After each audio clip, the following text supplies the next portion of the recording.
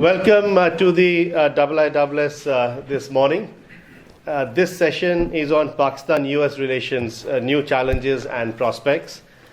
The Pakistan-US relationship has faced tremendous challenges over the years. The policies of the Trump administration towards Islamabad appear to be no exception. Last year, President Trump announced a new US strategy on Afghanistan and South Asia, stating that the US would change its approach on how to deal with Pakistan. The US administration has since suspended over $2 billion in military assistance to the country and has led a move to grey list Pakistan in the Financial Action Task Force recently. This is compounded, I believe, by Trump's unpredictability. Trump's first tweet of 2018 also suggested that the long-standing bilateral relationship would no longer be business as usual. Nonetheless, high-level bilateral, political, official, and military contacts between the US and Pakistan continue. What is Islamabad's response so far to the evolving approach of the Trump administration? How will Pakistan seek to mitigate the costs and ensure the benefits of this relationship? What are the red lines for Islamabad, and what are the ways forward? And how will the US-Pakistan relationship impact broadly the wider region, including Afghanistan, India, and China? Several key questions, but I'm very confident that our guest speaker today, Ambassador Jalil Abbas Jilani, will be able to answer them successfully. I've known Ambassador Jilani for over 15 years, and I had the privilege of meeting him first when he was Director General of South Asia in the Foreign Ministry in Islamabad. Ambassador Jilani, of course, till just over a year ago, served as Pakistan's ambassador to the US. Prior to this appointment, he was the Foreign Secretary of Pakistan, the country's top diplomat. And he has had a career diplomatic experience over several years in several countries, including postings as ambassador to Belgium, Luxembourg, and the European Union, as well as High Commissioner to Australia. Jilani Saab, the floor is yours. Thank you so much, Rahul, for a wonderful introduction, and thank you, IISS, for inviting me to speak on this very important topic, which is now certainly one of the most topical issues, at least in Pakistan and the United States of America. But let me at the outset state that building a strong, tension-free, stress-free, lasting, and non-contractual relationship with the United States of America remains the most important foreign policy objectives of Pakistan. It is certainly an important relationship, and the resilience that we have witnessed in this relationship for the last several decades is also unmatched, in the sense that there have been many ups and downs in the last 7 decades or so, but we have always come back on track. As I speak on this important topic, I am also mindful of the transformed political environment in the United States of America, and also the geostrategic landscape all over the world. There are several changes taking place, apart from conflicts emerging in various parts of the world, including Middle East, Asia Pacific, deteriorating situation in Afghanistan, rising tension between Pakistan and India. We also have to grapple with some other issues such as cyber crimes, nuclear proliferation, extremism and terrorism, climate change, etc., etc. And in order to meet all these challenges, I think a strong relationship between Pakistan and the United States of America remains a matter of significant importance. I would also like to mention that President Trump's policy pronouncements towards South Asia, Asia Pacific, China, Russia, and recently announced DoD NPR, Nuclear Profile Review, will have profound implications for our region as well as around the world. We also witness hardening of US position, US global posture, US-Russia, US-China, transatlantic relations. are all on less than stable trajectory. There is a preference for immediate results through hard public rhetoric or military-focused policy. Pakistan and the United States have enjoyed a great partnership for decades. Pakistan has been part of almost every US initiative that it had taken, either in our part of the world, in the Middle East, or elsewhere, to meet our common objectives. I don't have to remind, because you of the kind of role that Pakistan played during the Soviet invasion of Afghanistan in the 70s and 80s. But I think we all need to realize that in the process, Afghanistan, the Soviet invasion of Afghanistan was certainly a catalyst, because the kind of mistakes that were committed during that time have certainly come back to haunt us. Our acts of omission and commission resulted in the extremists gaining space in not only in Afghanistan but the tribal regions of Pakistan and in Pakistan also. We allowed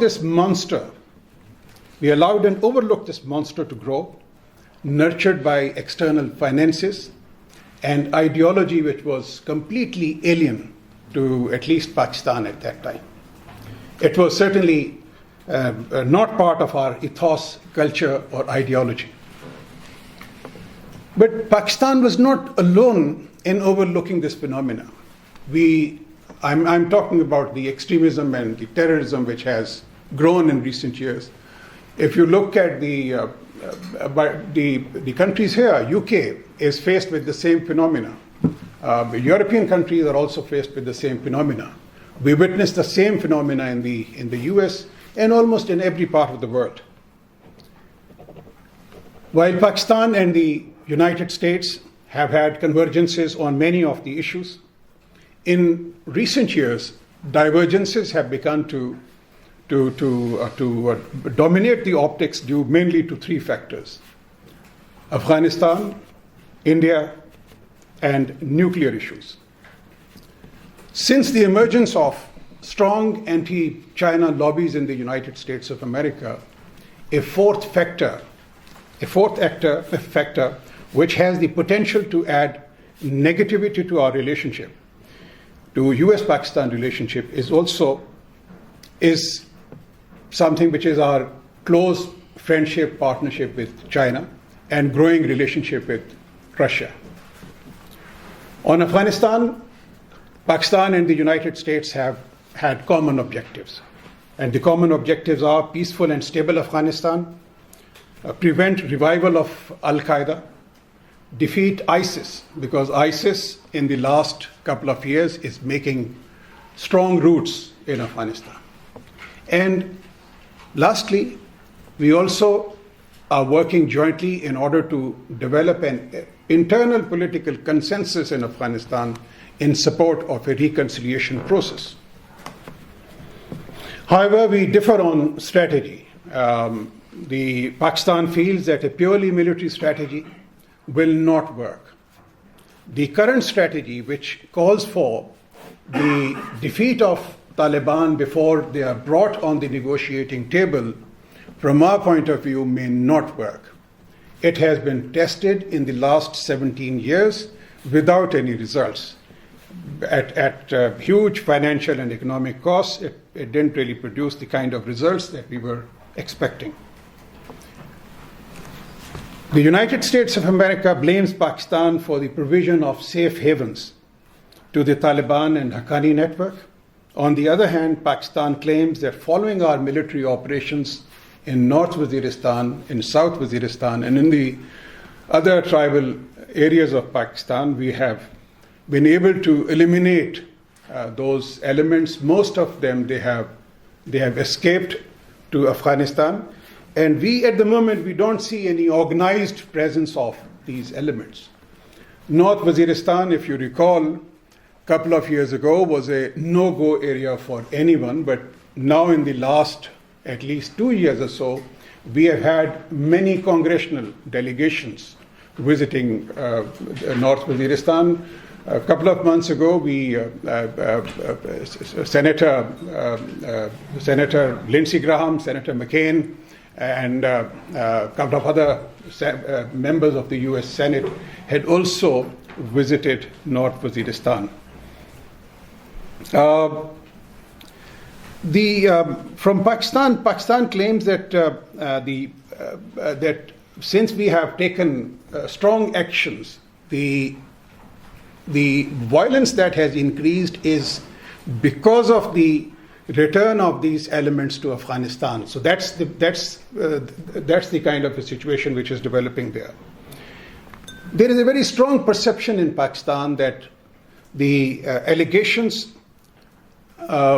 which are being leveled against Pakistan are oversimplification of the current situation and scapegoating Pakistan to justify the kind of setbacks which have been received in Afghanistan. President Trump's policy statement that was announced on 21st August last year, that statement caused a lot of hurt and anger in Pakistan. The New Year's tweet further aggravated this tension. The language from any account was most inappropriate. Given the not so glorious history of Pakistan-India relations, a reference to India's role in Afghanistan in President Trump's policy statement certainly caused a lot of anger in Pakistan, because the overall perception was that it reflected insensitivity to Pakistan's legitimate security concerns vis-a-vis India and Afghanistan, because the strong perception in Pakistan is that Afghanistan soil was being used by India to destabilize Pakistan. There was also a sense of hurt because the sacrifices rendered by Pakistan in eliminating these so-called safe havens in Pakistan, they were not being fully appreciated by the US administration. And this sense of hurt was further compounded by the statements of senior US administration officials questioning the legitimacy of China-Pakistan Economic Corridor and Belt and Road Initiative. From Pakistan's point of view, the China-Pakistan Economic Corridor is a purely economic project for regional integration. And this is a project which has certainly brought a feel-good factor in Pakistan because of the positive economic indicators and the kind of investment which has begun to flow into Pakistan, not only from China, but other sources, including the United States of America and the European countries also. And here, ladies and gentlemen, I would say that the new policy strategy or new statement also came as a surprise for Pakistan. It came as a surprise because during the statement, the policy statement, it was certainly seen as opposed to the foreign policy platform that was unveiled by President Trump when he was a candidate, Trump, during the Republican convention in Cleveland just before the election. Now, the foreign policy platform or the manifesto that was unveiled by President Trump devoted 2 paragraphs to Pakistan, which signified the importance that the United States of America attached to its relations with Pakistan. The 2 paragraphs, they talked about the historic nature of this relationship. The 2 paragraphs talked about the close cooperation that have existed between the 2 countries. And it also, and here I would like to quote, there is a specific quote, that it mentioned that the relationship with Pakistan was necessary and mutually beneficial.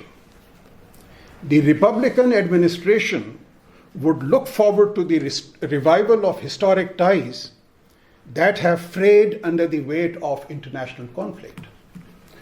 So this was a very important statement because the way the statement was seen in Pakistan was that Afghanistan was the international conflict that was being referred to in this statement.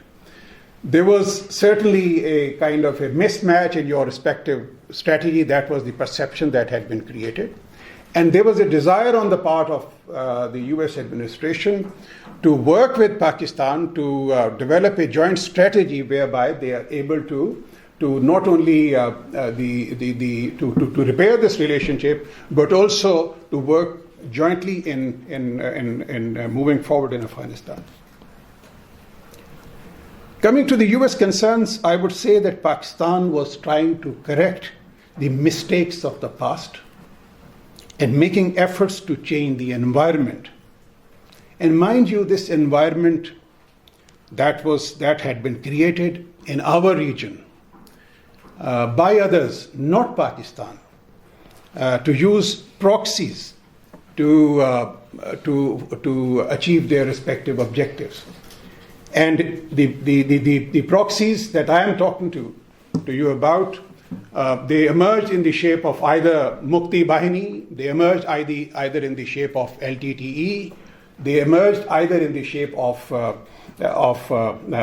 Maoists, they emerged in the shape of BLA or BRA, these proxies, or for that matter, the Taliban, for that matter, because they were also created by all of us together in order to defeat the Soviet Union. So that's the kind of a mistake that I was talking to you about, that we need to correct those mistakes because those kind of monsters that we created, they would always come back to haunt you. And in order to address these questions, not only that we have gone after the safe havens of these organizations, various organizations, whether they were Haqqani Network or Afghan Taliban in North Waziristan. We also went after the TTP.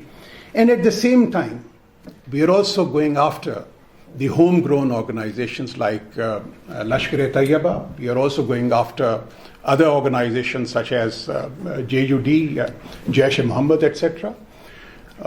We are certainly making our best efforts to constrict their space in Pakistani society, and ultimately we are hopeful that we will be able to eliminate these organizations.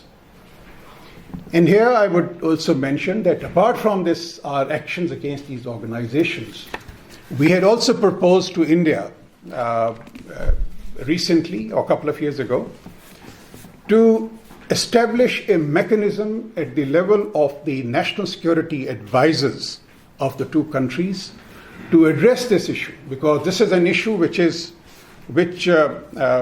concerns all of us, the issues related to extremism and terrorism.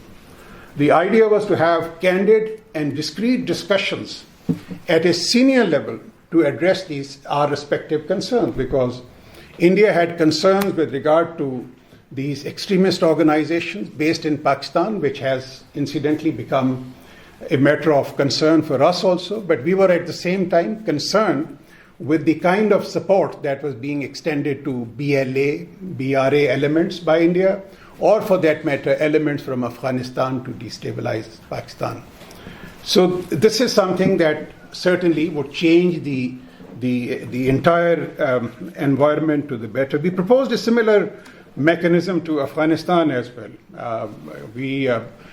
Draft was shared with them for sharing of information, taking joint steps against various elements. But unfortunately, the draft that was exchanged between the two sides, it got caught in the domestic politics in Afghanistan.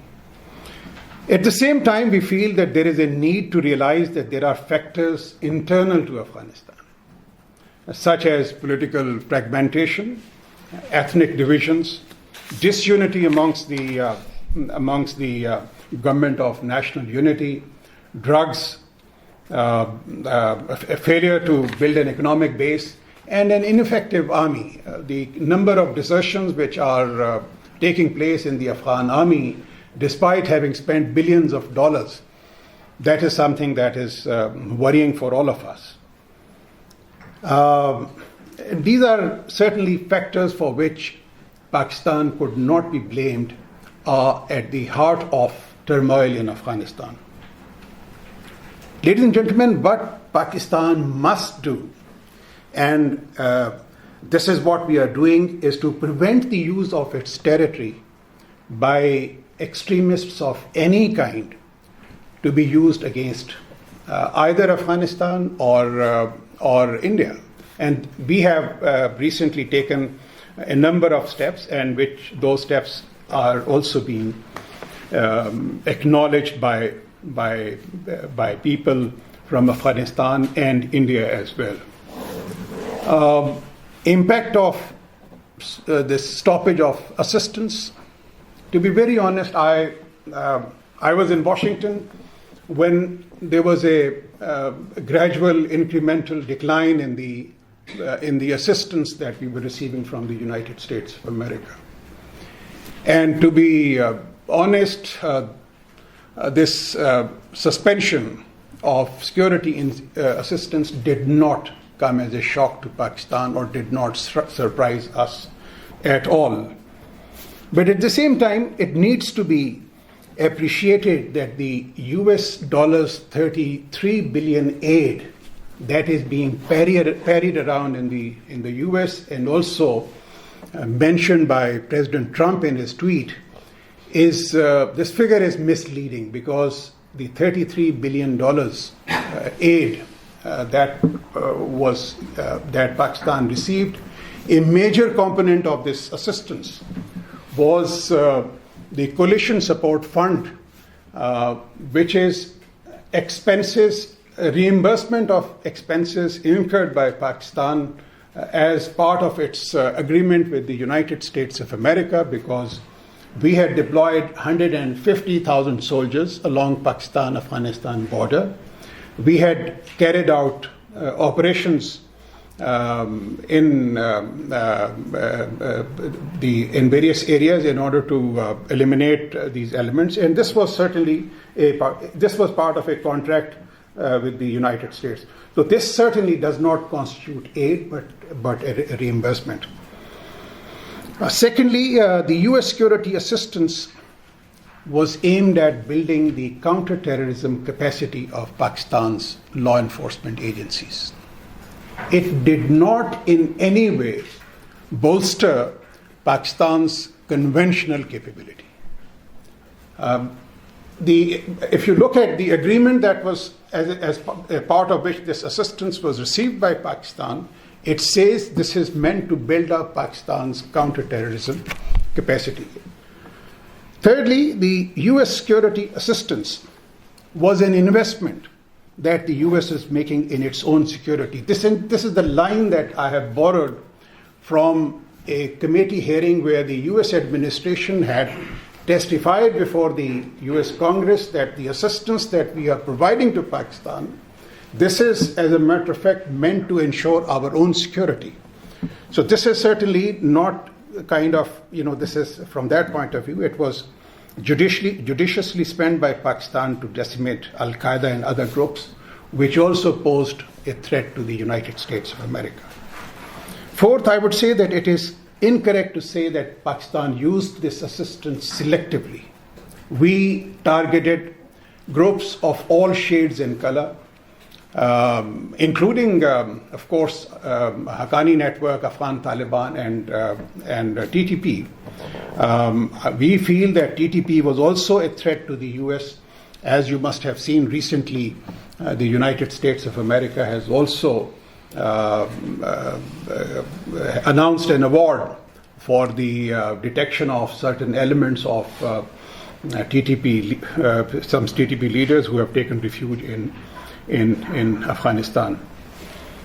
And lastly, I would say on this issue that Pakistan has remained a target of US sanctions in the past as well. I remember, again, I was posted in the 90s in Washington when we conducted nuclear tests. Sanctions were imposed on Pakistan. Those were difficult times because economy was not in a very good shape, and we certainly faced a lot of economic difficulties at that time. But we sailed through despite those sanctions. At the moment, this stoppage of the security assistance, the economic situation in Pakistan is much better. We have achieved a GDP growth target of 5% last year. This year, again, it is going to rise further. China-Pakistan economic corridor has brought a lot of economic dividends to Pakistan. There is a feel-good factor. The foreign exchange reserves are again in a very reasonable situation. So accordingly, the impact is not going to be as alarming as it was thought out to be.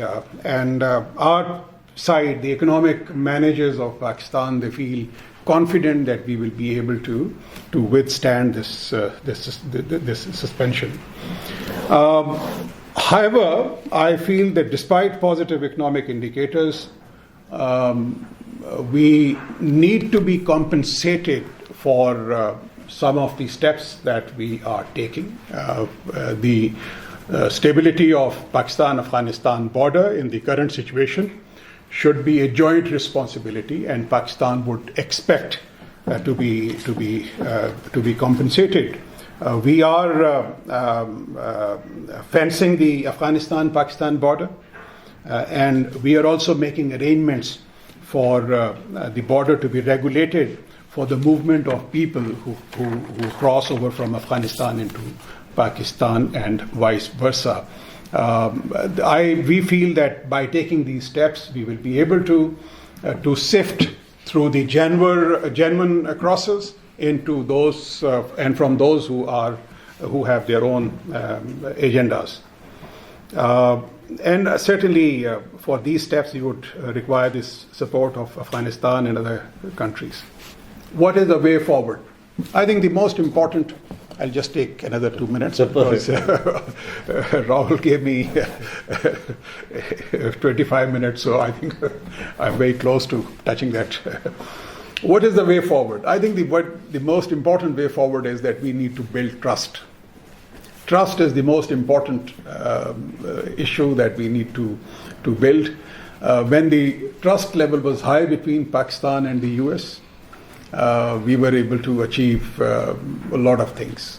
We worked very closely initially when the US came to Afghanistan in 2001. If you read George Tenet's book, the former CIA director, he repeatedly mentions in his book that it is, had it not been for the kind of support that we received from Pakistan, we would not have been able to eliminate Al-Qaeda from our region. At that time, of course, we also apprehended a large number of Afghan Taliban, and they were handed over to the United States of America.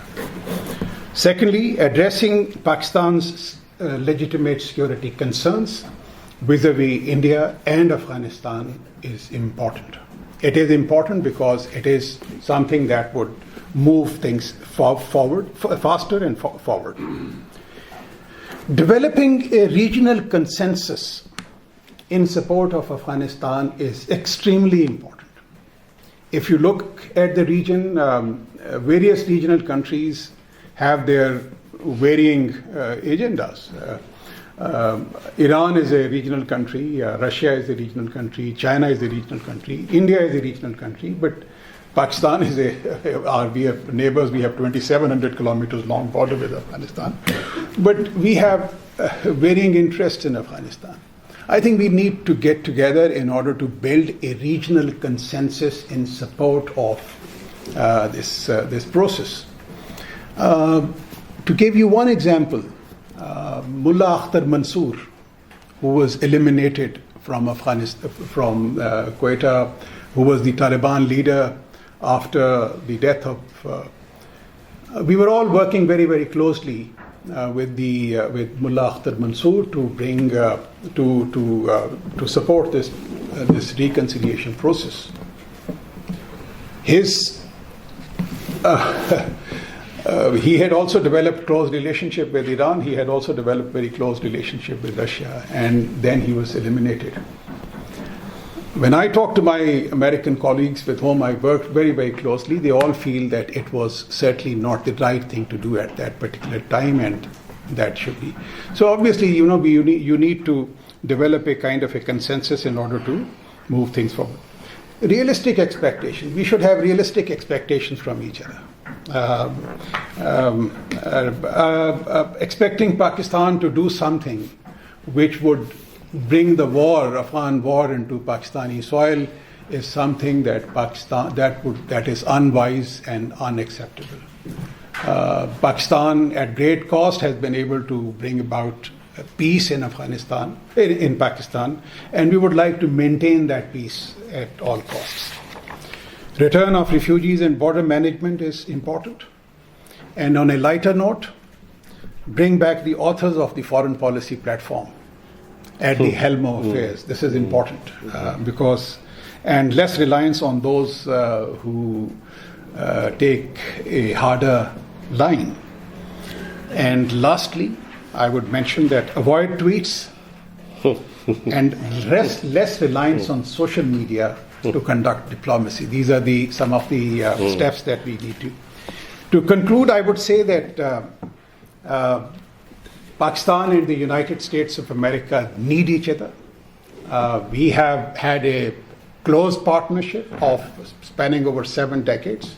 We have worked closely. From my point of view, it's a temporary phase, like the phase that we faced when Zach was also in Pakistan. We came to almost a breaking point in 2011. We were not even talking to each other. All interaction had been suspended. But because of the inherent strengths that are there in this relationship, we soon came back on track in 2012. It was just a brief period of 6 months when we there was a kind of a lot of misunderstanding at that time. I think the recent interactions which have taken place between our two countries, they also generate a lot of hope. I think realization is setting in.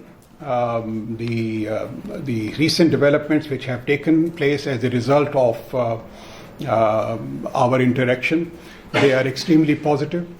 And I'm sure that many of you must have seen the testimony of General Votel before the Congress, in which it's a recent testimony which was held last week. He highlighted the importance of U.S.-Pakistan relations and also mentioned that as a result of the discussions which are taking place, there has been a lot of forward movement in our common objectives in Afghanistan. I would end here, and sorry for a little time overflow.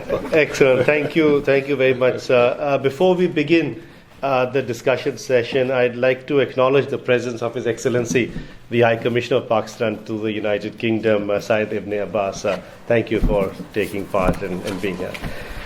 I think, sir, you provided an excellent perspective on the key aspects of the bilateral relationship, clearly involving a strong regional element and a counterterrorism element as well.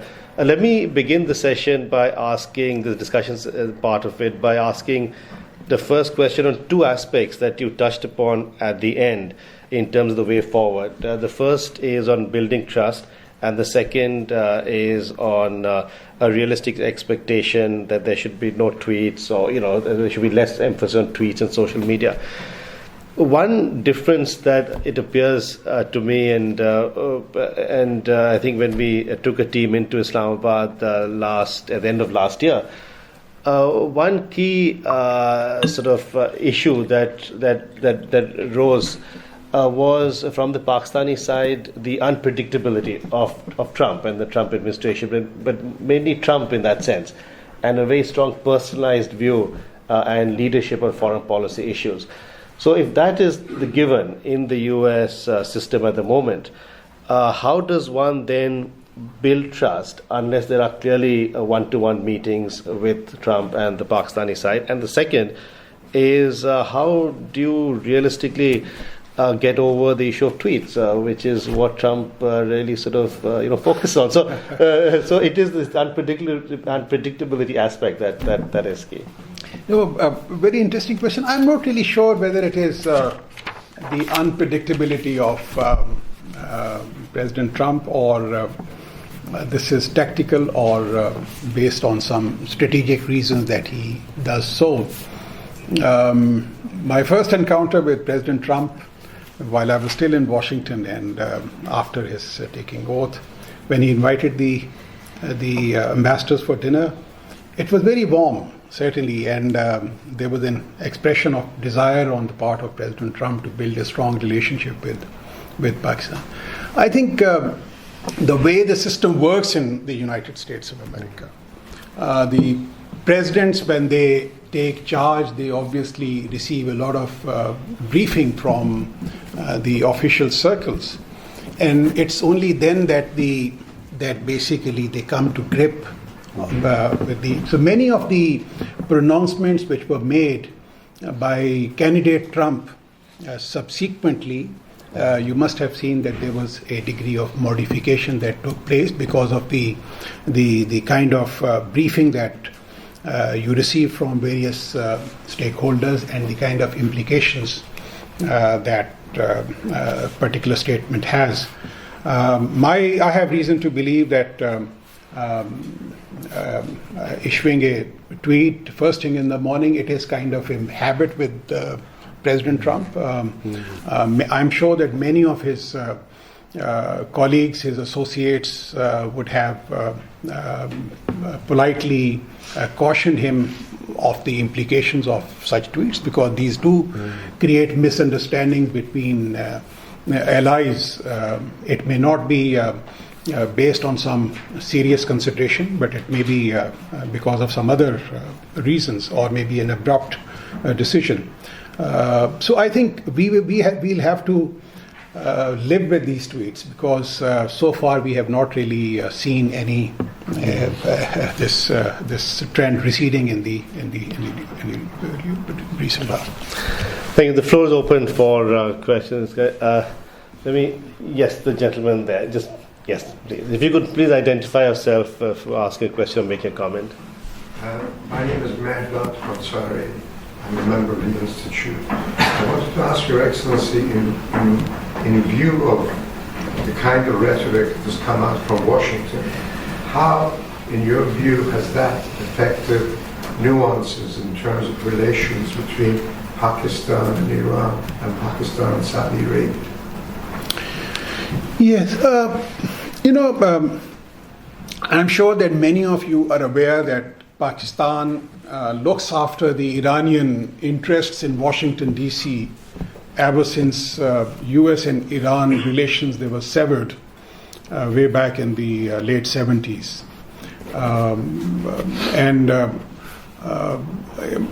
If I would visit the State Department 10 times in a month, in respect of issues concerning Pakistan, at least once a month I would also visit the State Department to discuss issues related to Iran on behalf of the Iranian government.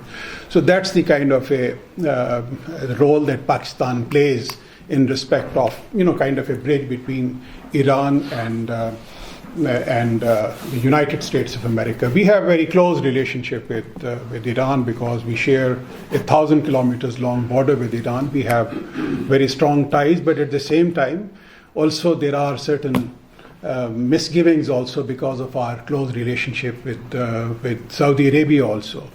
What we are trying to do is to develop a balance in our relationship between one important neighbor, a close friend, and also a very close friend, Saudi Arabia, because if you recall that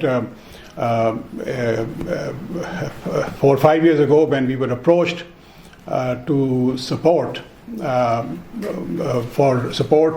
the rebel forces in Syria, we said no, and this is something that we were approached by the Saudis at that time, and Turkey also had approached us for the same purpose.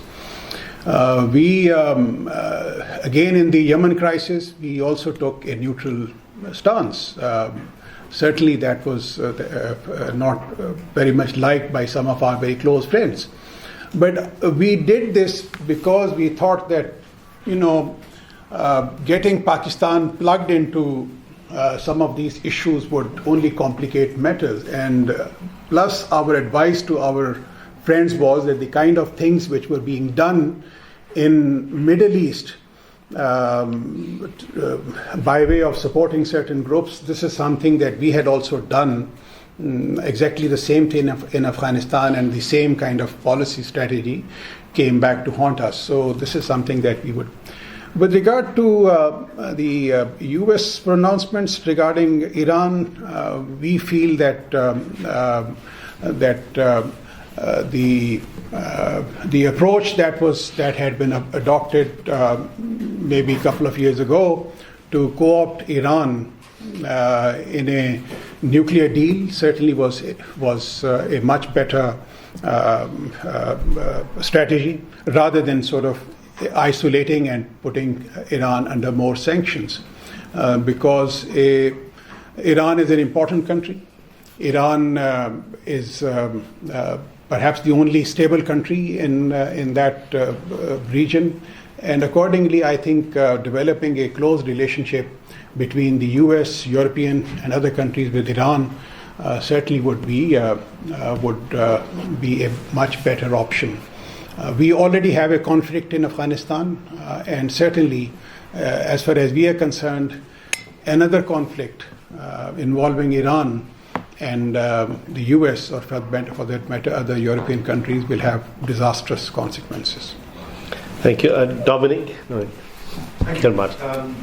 Dominic Martin, I work for a Norwegian energy company these days, but I used to be a diplomat specialising in South Asia for the British government, and had the honour of being in Delhi at the same time as you.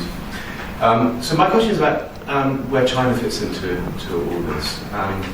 You read sort of simplistic analysis sometimes that the way that the Trump administration is behaving towards Pakistan is bound to drive Pakistan into the Chinese embrace, not least given Chinese economic activism in the region. And I just wonder if you could, I'm sure that's a grotesque simplification of what's going on, but how is the China-Pakistan economic relationship changing the dynamic between Pakistan and the United States, and between Pakistan and India? Well, thank you. Good to see you, Dominic, after a long time. We served together in India, and we have had great interactions. We used to have great interactions there a bit. We have absolutely no doubt that China-Pakistan Economic Corridor, or for that matter, the Belt and Road Initiative, they are purely economic projects and for regional connectivity purposes. But somehow, certain lobbies in the United States of America don't look at this project with the same lens that we see it. There are many theories which are floating around. For instance, I'm sure that you must have seen this very interesting book written by Michael Pillsbury, The 100 Years Marathon, in which he mentions that having achieved economic parity with the United States of America, now the U.S. has embarked on a military build-up, and that would certainly lead to a domination of the world. This is the kind of a theory this is what he calls the last lap, or for that matter, the Alison Graham's latest book on U.S.-China is The War Inevitable, and in which he mentions about these are the kind of theories. I think from our point of view, the chances, the serious-minded people in the U.S., or for that matter in China, or in our region, they don't see this a kind of a clash emerging because of this growing Chinese influence in the region. That would be seen as something which is of benefit to both the countries. To give you one example, many of the American companies are also looking at these projects very, very seriously. There are apprehensions. There is an apprehension which is being expressed at various quarters that U.S. is building up India as a counterweight to China. But again, I would say that having lived in India for a number of years, you have lived in India. That's not how the Indians they think. They would like to. They would not avoid a confrontation with China to the maximum possible. So that's what I would say in response to your question. Mas, can I just follow up on Dominic's question? And I think, I mean, is there a sense that because of the $62 billion that is promised in terms of investment, some of it has come in, because of the sort of the BRI and China's own sort of rise, it may well have risen as well in international affairs. Does the strong relationship between Pakistan and China provide Islamabad the greater leverage in either sort of in providing immunity to what the US could do, or also being more defiant towards the US in terms of some sort of hardline issues?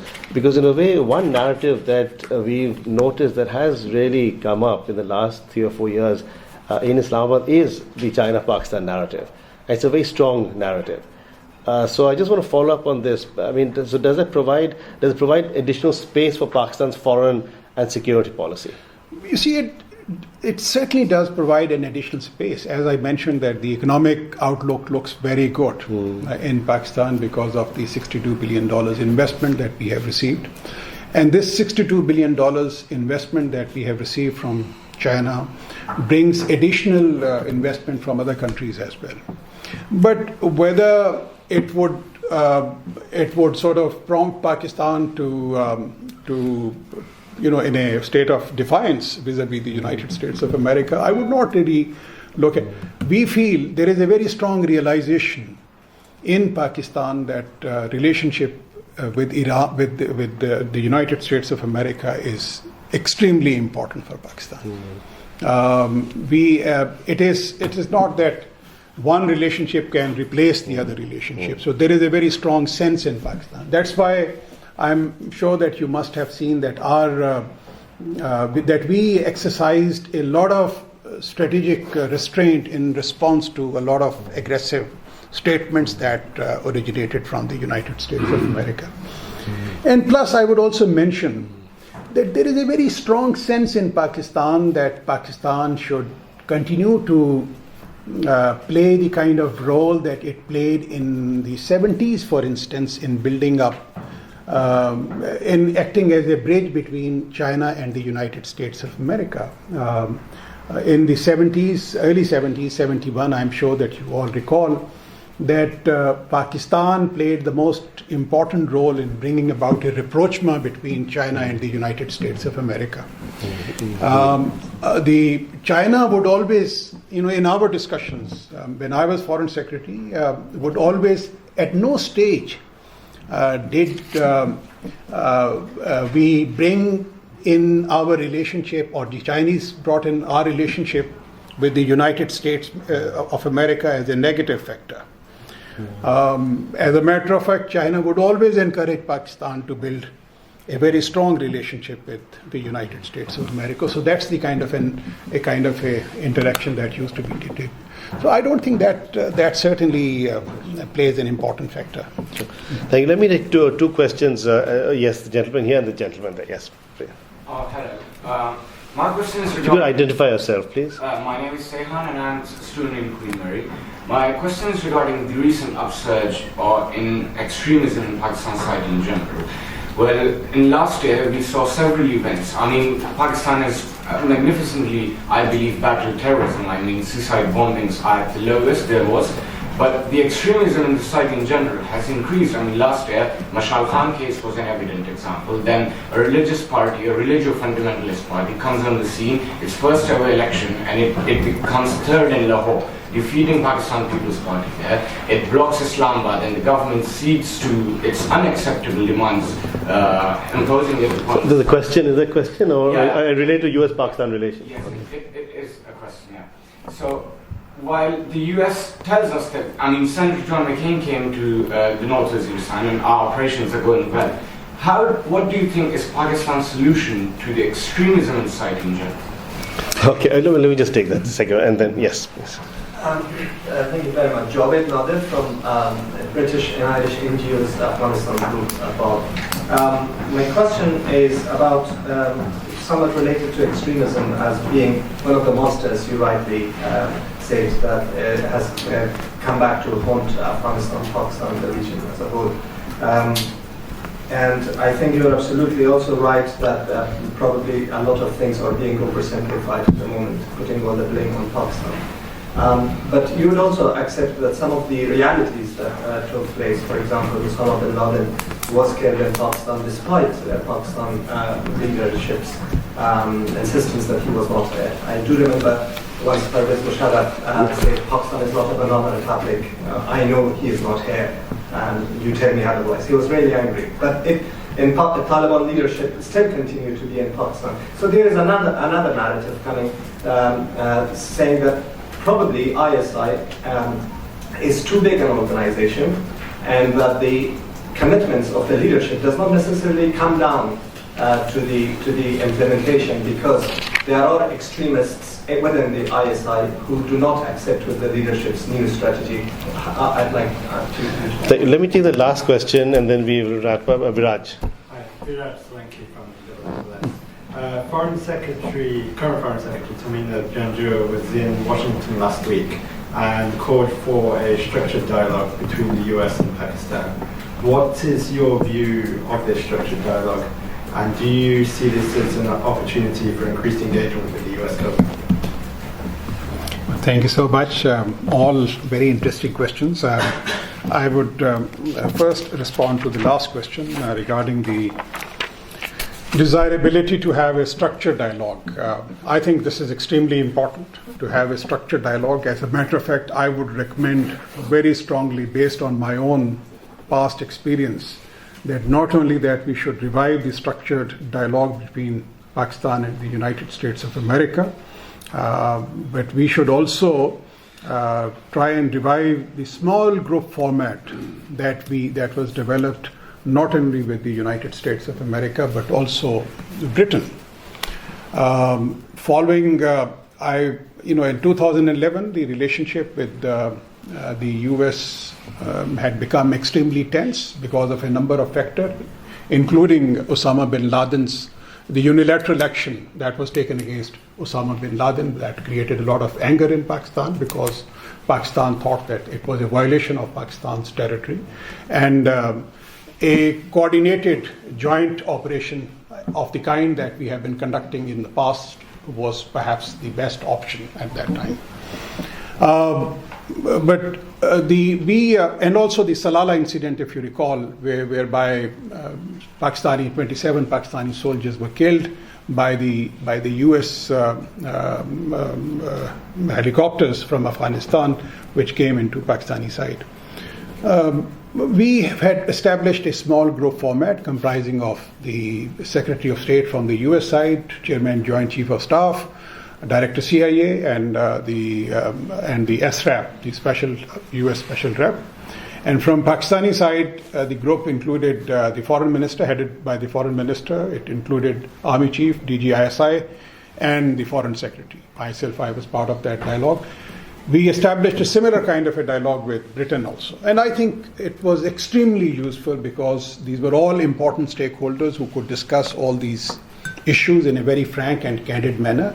And many of the solutions were arrived at there and then, and whether it was with UK or with the US. And I think I would very strongly recommend the revival of that kind of, given the current misunderstandings that have developed. Structured dialogue is also very important because there are many areas of cooperation. It's not only in the political domain, Afghanistan, but then there are aspects such as counterterrorism, which is important, issues related to nuclear non-proliferation and strategic stability, which is again an important area of discussion between the two sides. Defense cooperation is again something which is important between the two. Education, science and technology, these are great areas of cooperation between the two countries. So that is very much desirable, and this is something that we are hoping for. Presence of the Taliban leaders in Pakistan, that was your question, and the kind of role that ISI plays in the... Well, I would, in response to... And also the presence of Osama bin Laden, I would like to respond to that because, this is a question that I used to be asked very frequently in the United States of America, that how come Pakistan was unable to locate Osama bin Laden while he was still he was residing in one of the cities next to a military academy. I think it was a very clever move on the part of Osama bin Laden to have built a house in that kind of, because of the presence of a large number of affluent Afghans who shifted to Abbottabad because of a better climate, because of a similar environment that was provided to them in Afghanistan. I would ask one thing from a lot of people, that it may be, I would say that incompetence, but I was looking at the list of the most wanted on the FBI's most wanted list, for instance, one day in the US. There is one most wanted person on the FBI's list is wanted for the last 25 years. And from all accounts, he is present in the United States of America, but the most wanted person has not been able to, he has not been found. Secondly, when the place was raided, a lot of material was taken away from his compound, and people at the highest level, including Secretary of State, Secretary of Defense, Director CIA, that they have all made statements, public statements, that they have not been able to detect any complicity on the part of the Pakistani government with the presence of Osama bin Laden. As a matter of fact, now that you have raised this question, the initial information which led to the US teams to the compound, that was provided by Pakistan. Initial. We didn't know it was Osama bin Laden, but we had expressed certain apprehensions with the movement of certain people. And because of the technical know-how that the US had, we thought that they would be able to build up this information and share it with Pakistan, but unfortunately that was not true.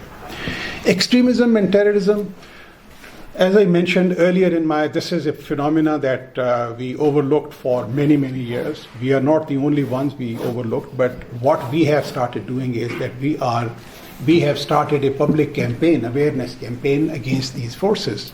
The kind of now debate that is initiated on televisions, the kind of articles which appear in the newspaper, in the media, against these organizations, is something which is very, very encouraging.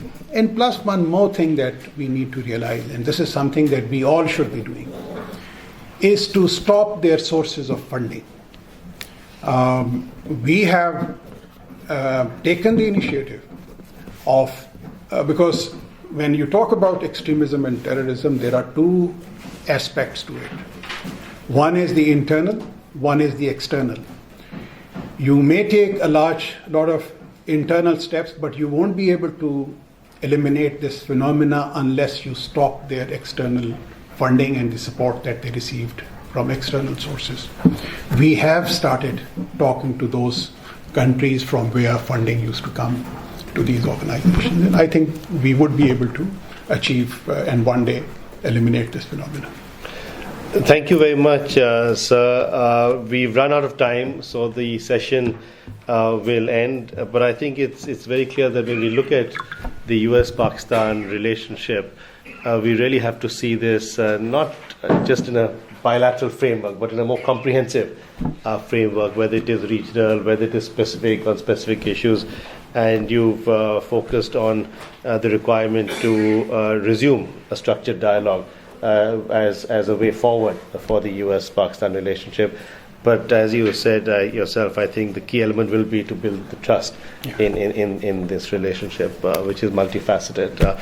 With those words, I'd like to end the session. But before I do so, I'd like you all to join me in appreciating the role of our speaker this morning.